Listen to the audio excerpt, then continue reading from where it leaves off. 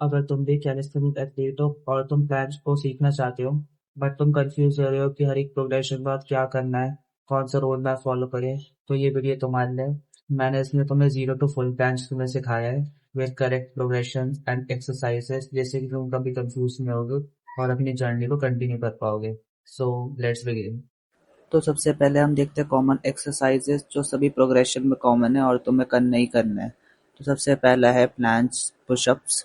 तो सबसे पहले इसमें तुम्हें अपने स्कैपुला को प्रोट्रैक्ट करना है लाइक दिस एंड तुम्हें स्लोली स्लोली पुशअप्स करने हैं। याद रखना तुम्हारे ग्लूट स्क्वीज रहे एंड तुम्हारे स्कैपुला प्रोट्रैक्ट रहे एंड तुम्हें इसके स्लोली स्लोली रेप्स करने हैं around 5 to 7 reps for 3 sets.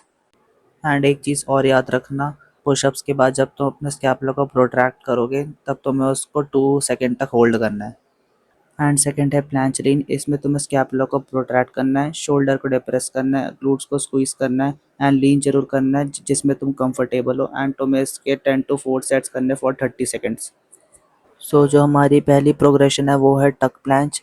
इसमें तुम्हें सबसे पहले अपने स्कैपुला को प्रोट्रैक्ट करना है, देन अपने नीज को स्लोली स्लोली अपने चेस्ट के पास लाना है। याद रखना तुम्हारी स्कैपुला प्रोट्रैक्ट रहे एंड तुम्हें इसके होल्ड करने 10 to 15 seconds for 4 sets.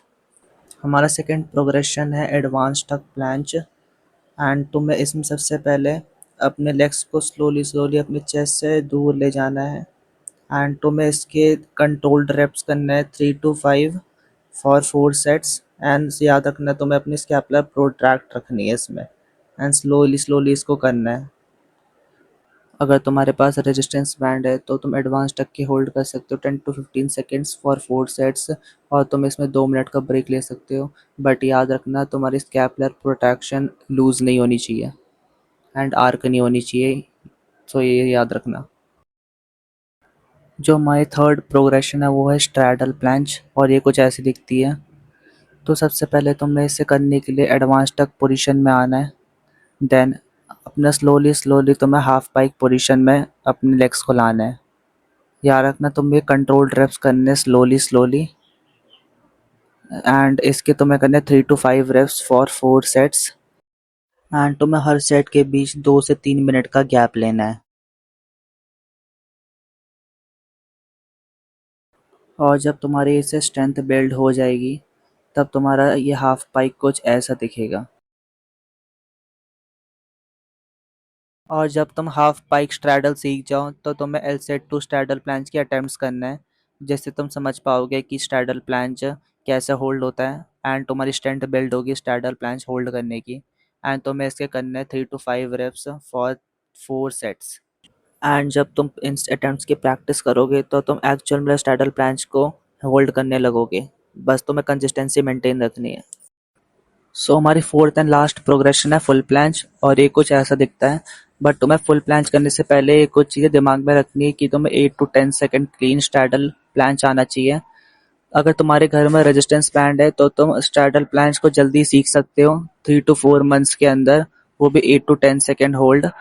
And अगर हम फुल प्लैंच की बात करें तो हमने इसमें रेजिस्टेंस बैंड को यूज़ करा है एंड तुम्हें इसके करना है 10 to 15 सेकंड के holds for 3 to 4 sets and बीच में तुम 2-3 मिनट का गैप भी ले सकते हो। हमने इसमें रेजिस्टेंस बैंड इसलिए यूज़ कर रहा है, इससे तुम्हारी स्कैपुलर स्ट्रेंथ एंड तुम्हारी शोल्डर स्ट्रेंथ फास्टली इंक्रीज होगी एंड तुम फुल प्लैंच को स्लोली स्लोली होल्ड करना सीख जाओगे। एंड तुम्हें बट एक चीज़ की याद रखनी है, फुल प्लैंच करते समय अपने स्कैपुला को प्रोट्रैक्ट रखना है एंड 1-2 हफ्ते की ट्रेनिंग के बाद तुम्हें फुल प्लैंच के अटेम्प्ट्स करना है एंड तुम धीरे धीरे करके फुल प्लैंच होल्ड करना सीख जाओगे। अगर मेरा ट्यूटोरियल पसंद आया हो तो मेरे चैनल को लाइक शेयर एंड सब्सक्राइब कर देना एंड मैं ऐसे ही ट्यूटोरियल की वीडियो लाते रहूँगा। सो सी यू नेक्स्ट टाइम।